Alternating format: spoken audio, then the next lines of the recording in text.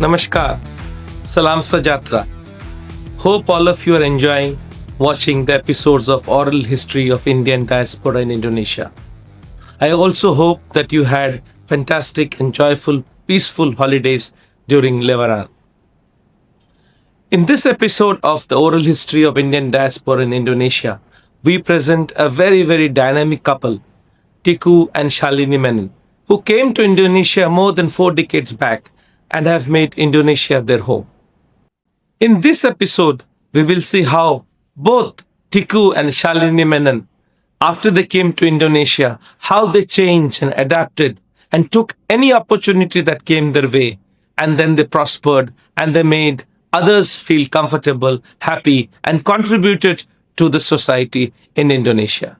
They are a perfect example of how an Indian family, an Indian couple can contribute to building relations between India and Indonesia and between Indonesians and Indians.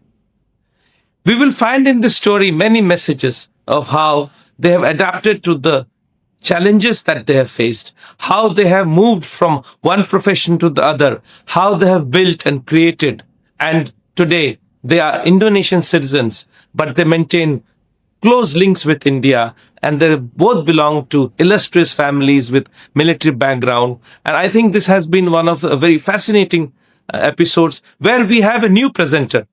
We welcome Shweta for joining us on the team, and we look forward to many more episodes with Shweta. Thank you for viewing the oral history of Indian diaspora in Indonesia.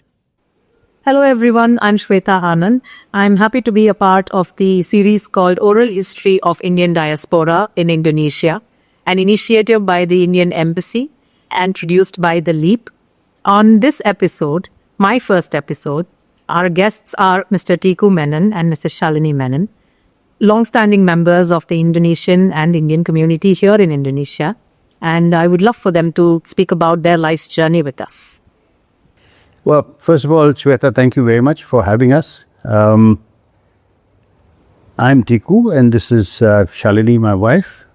I've been here now for 43 years.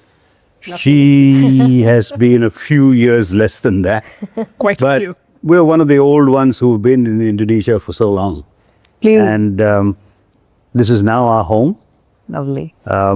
We are Indonesian citizens now. We've officially migrated, if you'd like to call it, and not just a diaspora, but an immigrant. But we are the first generation immigrants from our family into Indonesia. Right. We don't know what happens after this. Lovely. I mean, where in India are you from? A little bit about, what brought you to Indonesia. So we're both originally from Kerala, or now as it's called Keralam. I'm from the northern part, not so far north as she is. She comes from Kannur, and her father is from another place called Shoranur. Okay. My roots lie in another city called Nelambur, which is closer to Calicut. And we have something in Kerala which some of you may not know. It's called a Tarvada, which is like the or Kovilagam, which is more like the palace of the region. Right, yeah, okay. And my grandfather was, and obviously my father therefore was, took over from him as one of the sons. Yeah. And so I'm from there, from Nelambur. Lovely. I mean, you came to Indonesia, and I believe Tikuji, you came before and came for work, I believe, and Shalini followed right after that. A little bit on that. Well, that's an interesting history. I actually moved from Chennai, which was I'd say my last point of departure from India, when I was with HCL, Hindustan Computers, and left for Singapore, and was in Singapore for a few years before moving across to Indonesia. By then I'd already moved across to another software company, and I was sent here as a country manager for Indonesia in '82. Oh, wow. So that was a long time ago, and this was literally virgin territory. In '82, Indonesia was very, very simple and basic. Yes. All that you see today has been the extraordinary growth Indonesia has gone through. And if you look at Jakarta today compared to 82, it's like, I don't know, it's a revolutionary change. My goodness, I It's can grown hear. into one of the biggest cities in the world, as you know, 41.9 million. And these amazing buildings all along the main streets, which sort of compete with New York or any other city in the world. True. So from humble beginnings, very humble beginnings of just red roof tiled houses, and probably 2 or 3 small towers. In 82 to today, what it is. Oh my goodness. You must have seen the high rises right in front of you. Literally in front of our eyes, all these high rises came up. And today, at night, it's quite stunning. You drive along the main road, Sudirman, it almost reminds you of something that you've seen in perhaps Batman movies, Gotham City with all these lights shooting up into the sky and things like that. Quite stunning. Quite stunning. Lovely. She came a few years after me, I think December of 85. 3 years after that. Nice. She Got came. married and came within a week. Oh, lovely. Yeah. So right a week after your marriage, Yeah. you moved here. Yeah. How was it like for you? Like I said, it was an adventure. Yeah. And I mean, I also come from, my father was in the army, was an engineer, and he joined the army. And then we were all over India. We were in Delhi, we were in Jammu, in Pune, wherever the armed based workshops were. He was building tanks, and I just loved that life. And I ultimately came and started studying in Chennai, because that's where my mother's family is. Okay. And then was working there for a couple of years before I met Tiku. Oh, nice. Got married and came here. And that's another story. Okay. That story perhaps should be offline. Offline story, yeah. Because he decided to quit just before we got married. Oh, lovely. And so we came here. We didn't tell anybody what's the boy doing. We can't say nothing. But he was like, why don't we just, let me get my next job and stuff like that. I was like, no, I'm packed. I've quit my job and I'm packed and I'm leaving. See, ready to rock and roll. Literally. So when I came here, I come from, I guess, our values are like, we are very resilient. We're taught to be resilient. We're taught to be hardworking. In the army, we used to be moving around with different, and to me, it was, I wasn't worried at all. For one, I knew he'd take care of me, what he said. And it's been 40 years now. 43. For me, it's 40 years. What are you? 40 years. And we came here. It was a great adventure. The one thing he told me was that you wouldn't be able to work because, you need a work permit. Right away. And I still remember thinking, what am I doing sitting at home? And I actually used to go to the Compass. I could not read Bahasa, but I used to go to the Lowongan, the two-line Lowongan. Yeah. And I used to apply for a job with about 3 years experience in J. Walter Thompson, India, which was called HDA, and go there and meet people. And it's not a sad story, it was really nice. No, it's inspiring. Because I was just like, why can't I try? Of course. And the only thing they would make an excuse was, we can't give you a work permit. To which Tiku had an answer, because they had a company and said, listen, as long as you just do the work that you're given. And I started working in advertising. That was my background. And it was wonderful, just working with Indonesians, and decided to learn the language because I feel that it's very important to communicate and enjoy it. And rather than have them adapt to me, I would think we should adapt to them. Yeah. And so that's how the journey started. Lovely. I mean, 2 things that I take away from that, just small piece of conversation that we've had. One is the resilience. I think both of you come from armed forces parents. That's correct. So it gives you that. No job, and you could easily be confident. Yeah, let's do it. Let's go there and let's figure it out. And Started ground zero. absolutely, my goodness. And in your case, of course, what you mentioned about finding a job, getting used to it. Language is required now also, and back then as well. I can completely.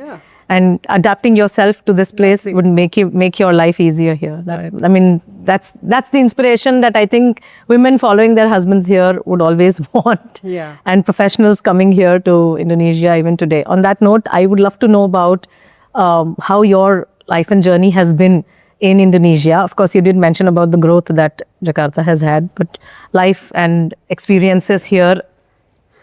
So, for me, I'll go first. Yes, please. She can then explain what she felt about it, Sure. or still feels about it. I came from as I said, all over India, traveling around like her father. Mine was in the Navy. Right. And so we were traveling all over the place, posting every 2-3 years, moving around. Last point of departure, as I said, was Chennai. Went into Singapore, and Singapore is a buzzing place. Even in 82, it was buzzing. Yeah. From that to move to Indonesia, which was virtually nothing. Quiet. Quiet. But it was such a pleasure. Yeah. After the first 6 months of being in Singapore, Singapore is great. Everything functions perfectly. But I started feeling I'm living in this plastic world. And when I was asked to come here, This is back in the 82 as well. back in 82, when I came here, I felt we're back in a natural environment. Yeah. And that's the beauty of Indonesia. You're 40 minutes away from Jakarta and you're in a mountain and you got the ocean next door and everything is all here. Yeah. Everything you want for life is here pretty much. Maximum you need to take a half-an-hour flight or 45-minute flight to some place, which is even more pretty. Prettier than this, yes. So living here has been a wonderful experience. And the country has given so much to me. And all through my career, working life, I've given a lot back to the country in many, many ways. Most of it pro bono, because those kind of functions you can't ask to be paid. And there was a lot of educational stuff that we started doing because the business I started was not the same kind of software which I was working for. I went to industrial automation and sensors and instrumentation and things like that to start with before the engineering and the construction and all that started up. So we would, over the years, find that the education here in our particular field was very, very low and outdated. So anybody graduating out of universities did not have the kind of knowledge and experience with the state-of-the-art equipment that we were using and selling into this market. Right. So we had to educate them. We had to provide the equipment to the universities and educate them. Of course, there's a bit of quid pro quo in that, and that once we gave them all that, we said, we want your finest students for our employees. Yes, our employees.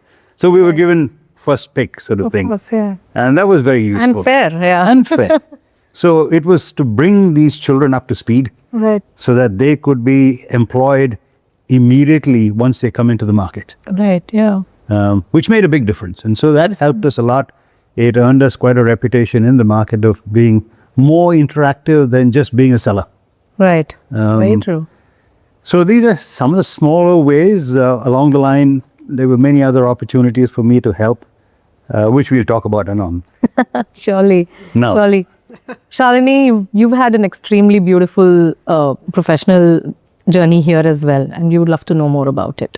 Okay, well, the thing is, when I came here, I thought I couldn't work. Right. And I was a bit sad. Even though I grew up, no women really worked in my family those days. Right. You know, it was, you did either social work or teaching. And my father was very keen to get me married. And my mother, actually, I should say, hats off to her. She felt that I should be also independent, even though she had never worked. And she supported it. But anyway, so when I came here, whatever job I got, and, you know, that's when I tell kids today, it's like an attitude. Right. You've got to have an attitude. First, get what you have, prove what you can do, and then you start demanding. Yeah. So I took whatever I got, and it wasn't the best. I couldn't speak the language. I was in the creative department, and when you can't speak the language, it's not very easy. But anyway, it continued that way. But for me, still the first priority always for me was my home and my children. Right. And I kept thinking that if I feel that they are being affected at all in any way, I would quit. For me, that was my priority. I was absolutely blessed with, one is a supportive husband, but more than that was very, very, very, very good children, very good boys, which lovely people complain about, and extremely, extremely good helpers. Right. I mean, unfortunately, the two that brought up my kids, our kids, both are no more because of illnesses, but they've been with us 32, 35 years. My goodness. They've seen the children grow up. So for me, that is one of the things I think I'm really grateful for Indonesia, is that I could actually build a career do my bit as a wife, as a mother, as bring up children and have a career. Yeah. I went through the usual thing of working, and I got an opportunity to start an agency. Right. Because one of the things was that my clients, believed in me, and they were going to start an agency, and I was given flexible time, which was great when you have a little kid. Yeah. I started the agency thinking very much like, no, I'll just do it. I'll be a good mother and take the part-time, but then I'm going to go back and join another, global company and stuff like yeah. that. And I had so much fun. I was Doing not it your own way, yeah. I can go on and it can bore you, but I would summarize it by saying, just like Tiku, as an immigrant in a country which now I call home, Yeah. I was always just filled with gratitude. Yeah. This country has been amazing for both of us. The people, mainly it's the people. When people ask us, why are you here so long? I would just simply say it's the people. Yeah. And so what I felt was, just like him, it's like, how can we give back? True. All the training, the values, the resilience, the hard work, and all that we've learned in India, how could we give back and add value? Right. And I was, interestingly enough, able to do it twice.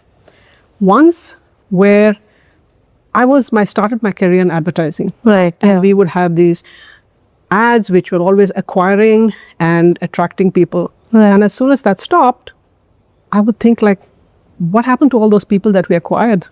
How are we going to get them back? Yeah. And that's when I started thinking that we've got to do something to retain them. So I actually helped start Indonesia's first loyalty and CRM marketing company, which market had to be trained. We did a JV, luckily for credibility, with the American firm, built the company up, and 10 years later, we're fully acquired by them. Oh, wow. It was some of the best loyalty programs in this market we have been credited with. It's there in my LinkedIn profile. Yeah. But so that was one thing. So I believe we helped give yes, something, you did. Yeah. and a completely new line where system developers and digital world and everything started. That was one. And then later in life, I was actually fortunate to do something which is working with artisans in Indonesia. Lovely. And started making jewelry, which is completely different from what I did. But what you did, yeah. But the jewelry came to me, and lo behold, you'll be shocked, through the prisons. Okay, now I wasn't in a prison. No, but I got. I was in a prison, but I got involved in a prison rehabilitation project okay. Well, by that's- basically giving dignity and teaching a skill set to the ones to who the are forgotten. yeah, lovely. And it was out there in Nusa Kambangan on the islands, which is called the Alcatraz of Indonesia. Alcatraz, yeah. It started with cutting stones and making jewelry, and to finish it, the artisans. And Oh, wow. that's something which I believe till now, the thing we designed finally, and I can give Tiku a lot of credit for that, is an interchangeable jewelry, and something like, in fact, what I'm wearing. Oh, wow. You get one piece, And you can mix it with others. and you can keep changing the drops up to 50 times. Why is that? That is so that the artisans can continue to cut and keep cut and making cut, new things. while women can continue to collect and collect and collect. Lovely. That is brilliant. That parties is brilliant. happen. I know. And this patent thing called the tea lock, Yeah. which I can say is not tea for Tiku, Yeah. but it's tea because it's actually a tea. Tea, This yeah. is a pearl actually from Lombok, but Yeah. in fact, I have a That's whole a baroque. bunch It's a beautiful baroque. which I'm going to show you. I've got a whole bunch of them. Yeah. So this was something that I believe today is that the artisans and women in Indonesia are not like, don't splurge like Indians in jewelry. So they can actually get one piece. And they can just keep getting the... So the artisans get to cut and silver. So this tea This lock is was something brilliant. which this engineer helped me create. Lovely. And lovely. it's something where we both feel that, as long as we can keep giving back, Yeah. because this has been a wonderful life for us. I can imagine. My goodness, this is so amazing to hear. And Oh, it was scary at times. of course, Shweta. yes. Very, very scary. In fact, the early days where it had reached the stage where we didn't even have the money to go home. Yeah. Yeah, I can In imagine. And you So- would still say, let me go and buy you a pair of jeans. And I'm like, okay. And then later, Where's the money? We'll talk about that We'll later. talk about... it's coming. The check's in the mail.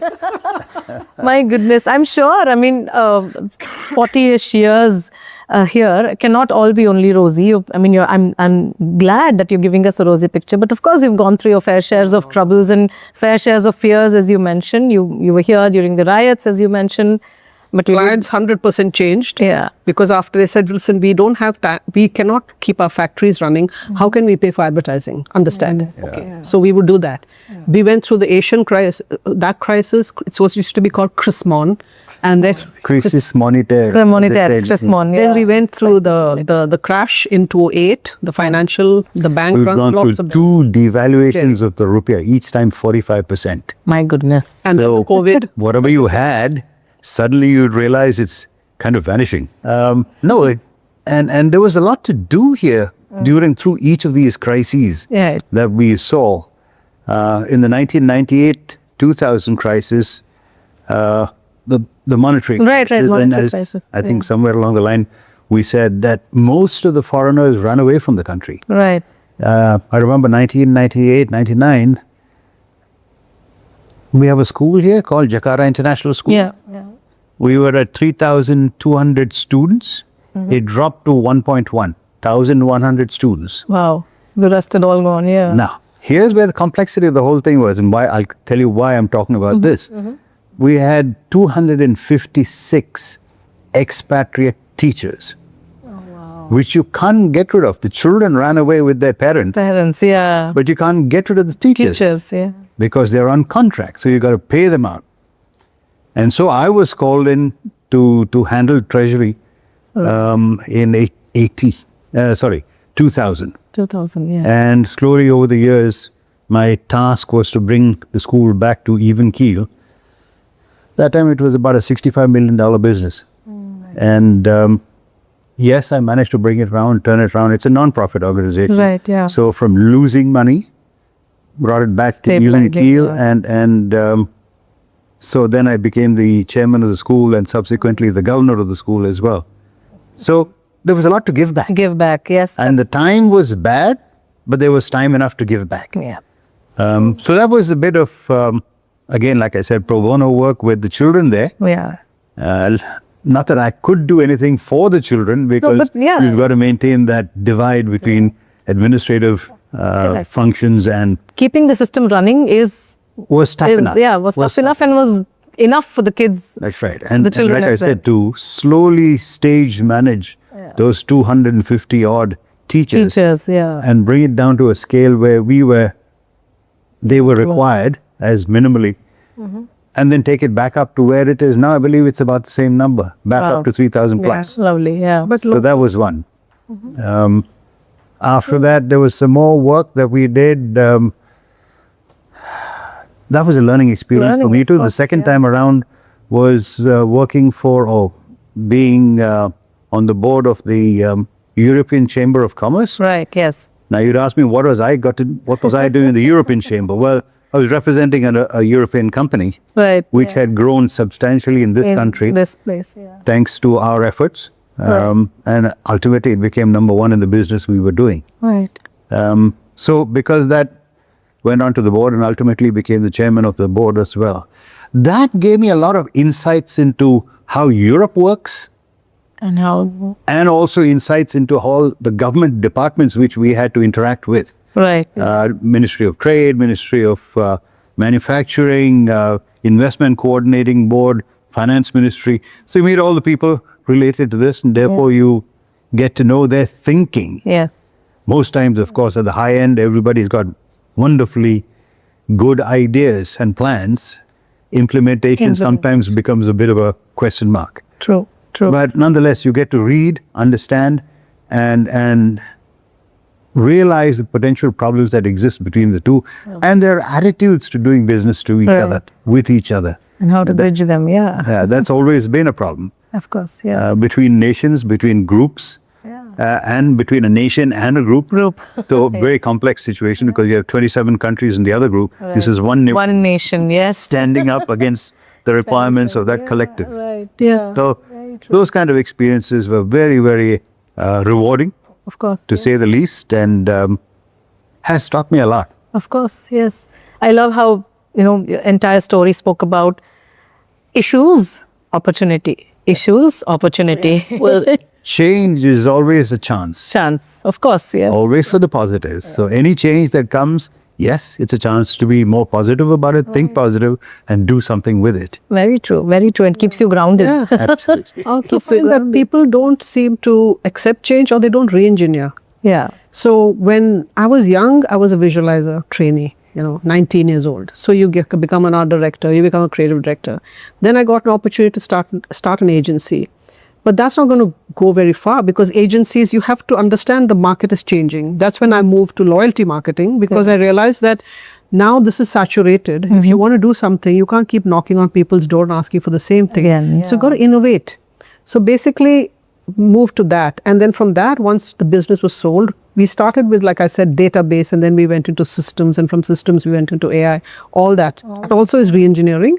And then finally started doing just consulting, because after all this experience, now I audit programs. Right. I also do a lot of pro bono. I mentor startups, but doing audits and telling clients where they're wrong and what their goals are and that. So re-engineering is something which, we have both realized that we need to accept change. The market is changing, people are changing. Constantly. You have to accept it and re-engineer.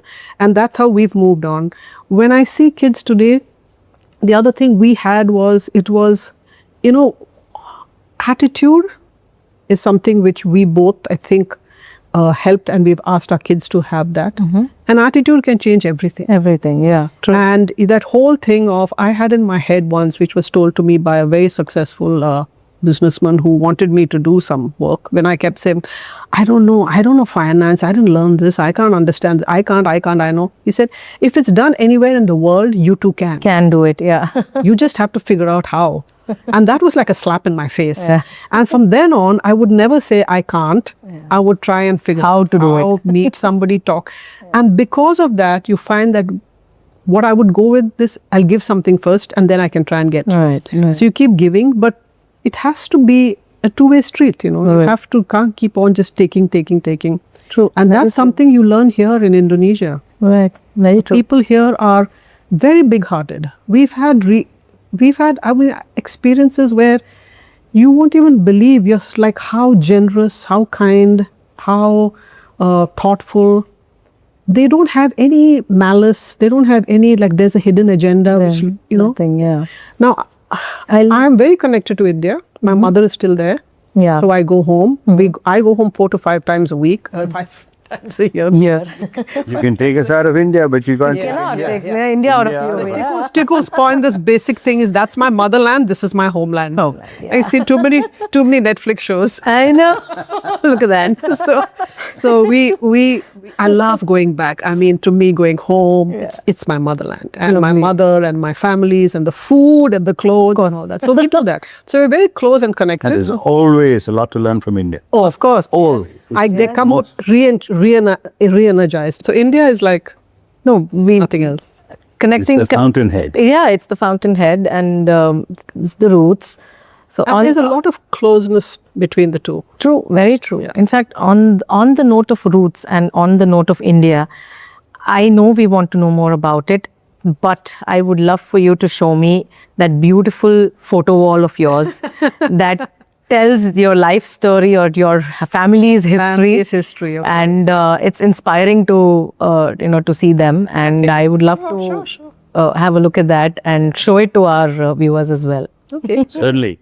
I'll tell you about, I'll show you the photos of my family. Yeah. So this actually is my father's house in Cheradurti, which is Shornur.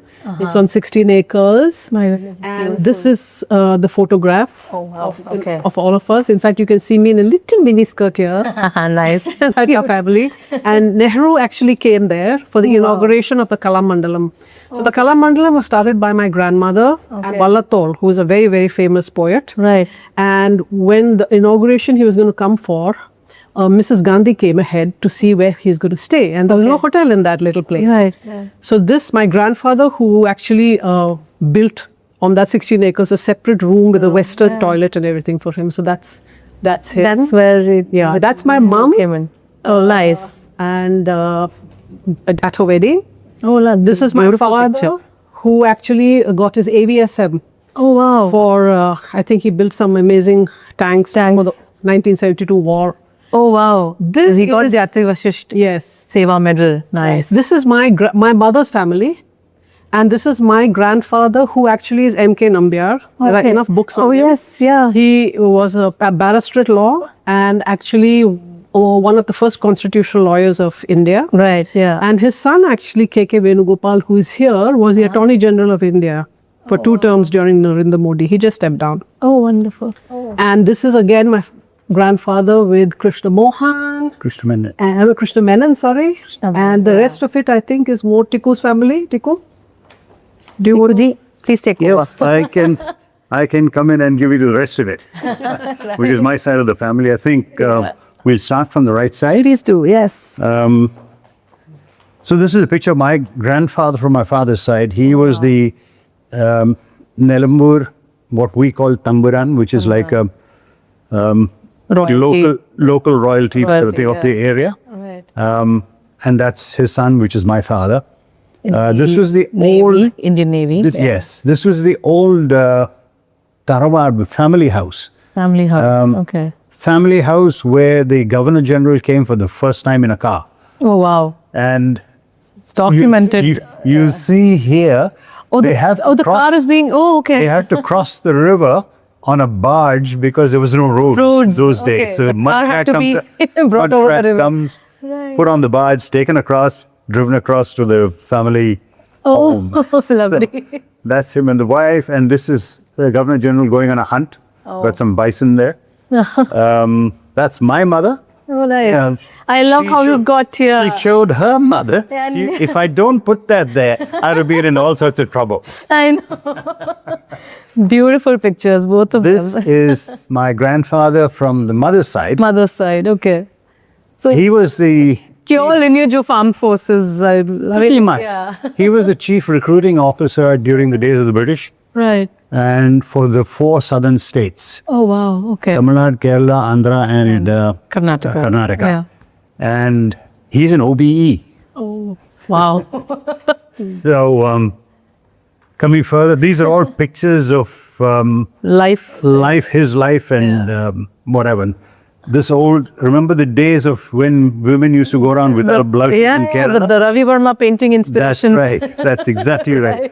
That's the kind of person. Lovely. Pictures of father in London with the governor and mayor and whatever. Oh, else. beautiful That's photos. him with Lal Bahadur Shastri in 60. So Nehru ji, Lal Bahadur Shastri ji, everybody They're all there. has visited They're your all there. families. Yeah. Here, of course, was the president giving Shalini's father the AVSL, yes. And this is all about the pets. Oh, My grandfather had 18 children Okay. from 2 wives. yeah. But those days, they never gave dogs and cats and things like that. They had elephants. Every Oh my time. goodness, that's the best.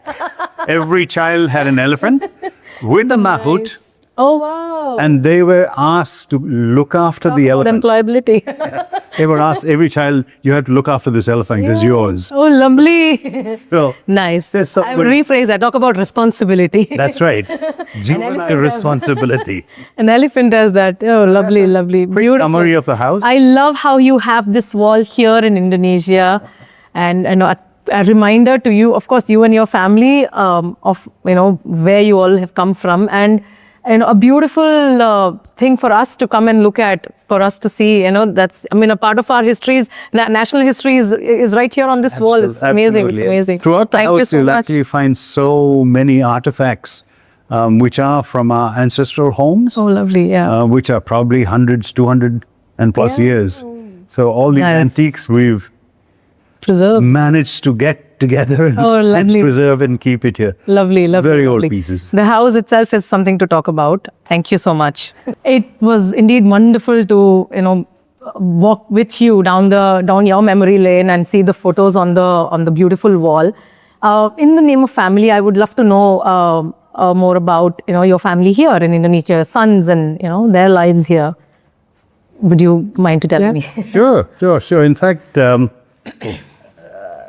as I said earlier, we will probably be recognized as a first generation family Right. who's moved to Indonesia, and we've had 2 children here, both born and raised in Indonesia. So they are through and through Indonesian, Indonesians. except for the DNA, which might say otherwise. Right. They studied here. all through in Jakarta International School. Right. When they graduated, they decided to go to the US and study, and both of them are from one of the nicer schools called Northwestern. Of course, yeah. Just based outside Chicago in Evanston. Both graduated from there, married. So they call it sweetheart. To their, exactly. It seems Northwestern is a very fertile ground for these kind of things. Lovely and puppies.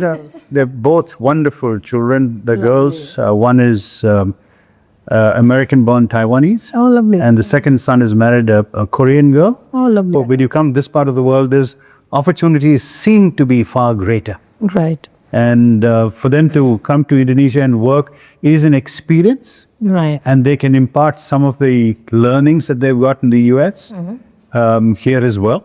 And there is a need for their kind of talent here Right. and in the region. Right. So for that reason, we've been asking them, why don't you think about coming back? We were fortunate in that the second son decided to come back. And he's been here now for a year and is already working. And Oh, lovely. he's acquired an apartment and he's very much settled now. Settled. Nice. And we're hoping to be grandparents in the next few Oh, lovely. months. Congratulations. Thank you very much. Lovely, lovely. The elder fellow is not yet, but he also, I understand. I hope this comes true. I understand that he is also looking at coming back and setting up something here or doing something in this part Oh, of the world. lovely. These are roots for them. Yeah. Indeed, it is because, like I said, born and raised here, they know everybody there is to know here as well. Right. Their Yeah. classmates are all, very well established. Correct. Yes. So they feel comfortable. Lovely, lovely, lovely. I mean, on that note, you're talking about the younger generation, and you would want them to come back here. You've had such an illustrious professional and personal life. You came from an IT background, did something extremely different altogether, built yourself a life which is inspiring. Shalini, you did the same. I mean, came from a creative background, did so many different things, maintained the creative line of work, and also developed creative but social and beautiful in its own way. I would love for you to give us people who are coming into the country now, men who are coming for their jobs, wives who are following them, or vice versa, women who are coming for their jobs, men who are following them, or both of them coming for jobs.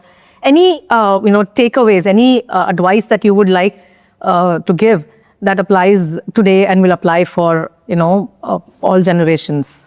Would you like to talk about this first? Yeah, sure. All I can say is that, you should do what you really like doing and want to do.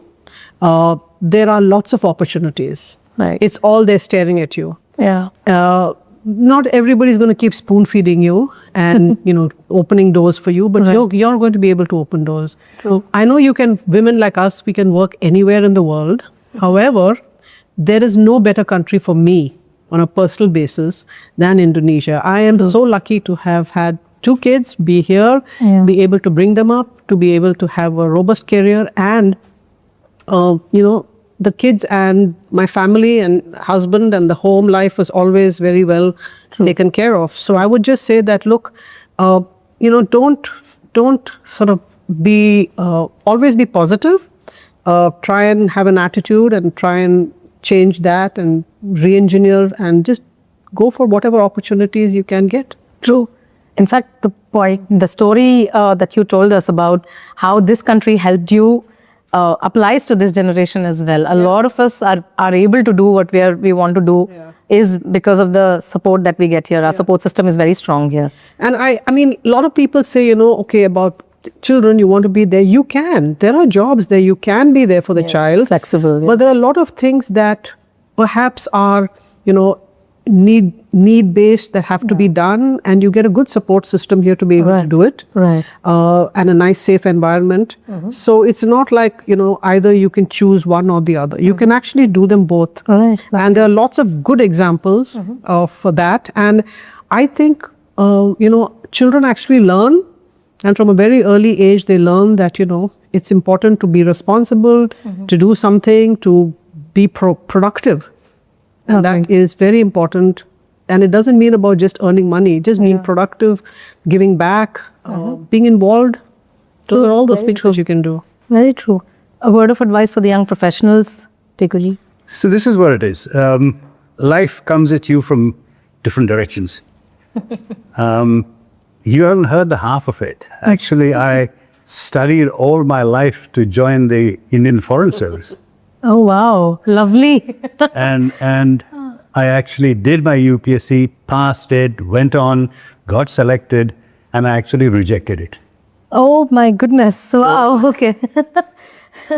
Something happened at that point in time in my life where I decided I don't want to do that. I'd like to do something else. Moved on to IT. And all of this is on a background of following my passions. Right. And my passions were actually at that point in time, motor racing, Right. Oh, and cars. So I followed that, spent most of my life in a garage or under a car or in the driving seat. Until I finally decided, okay, there's enough of this. Let's move on to something more positive. And that's when I got into the IT side and was working for Hindustan Computers Limited. And then things transpired. One eventually landed up in Indonesia as the head of the country. And when I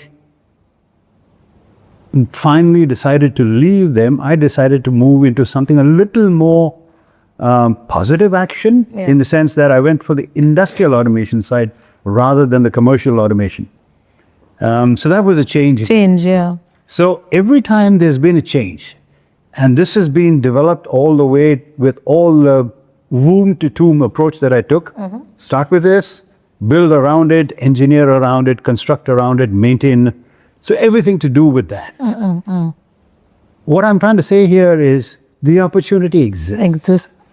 You've got to come in with an open mind, perhaps some plans, perhaps some ideas which you will always find people to help you with. Right. We were very lucky by having very powerful and good mentors who actually helped us through our lives here, commercial as well as. Right. So when you put your best foot forward, you will always find people to come and help you. Help you. Yeah. So think positive, Yeah. think forward, and think that you can do it. Yeah. And you will be able. So anybody coming here, in my reckoning, we are still at about 50, 60 cents on the dollar in terms of Indonesia's development. Right. There's still 40 to 50 cents to go. To go, yeah. So it's a long way to go. And so much can be done in the country. Hence the It is opportunity. such a resource-rich country. Yes. Natural resources. And now talent is also starting to come forward. True. In the early days, that was a bit of a scarce commodity. Yeah. But today, there's a lot of very good talent available here. So working together with them, there's so much one can do. So much one can learn and be, yes, very Right. true. Very true. Thank you so much. This has been so insightful. As you mentioned, thanks to the timings restrictions that we haven't covered as much as we would like to, but then what you've told us has been supremely insightful. And thank you so much for letting us into your home, for giving us a glimpse of your life back from India and here, and taking us with you on a journey and inspiring us in many, many manners. Thank you so much. And yeah, I mean, I'm really grateful. Well, thank you. Thank you, and thank the embassy. Yeah, thank you, Shweta. Thank you to the LEAP team. And certainly I'd like to thank the embassy for taking this step and putting such ideas forward. Yeah. Our ambassador has an absolutely wonderful job of putting this together. Yes. Requesting you to take it forward. True. I think it's time that the diaspora in each country is brought to light. True. Certainly, the diaspora in Indonesia, Indian diaspora, has done a lot for the country and with the country. Yes. So it's a great effort. It's a great step forward. Thank you. Thank you. Thank you so much. Thank you. Thank you.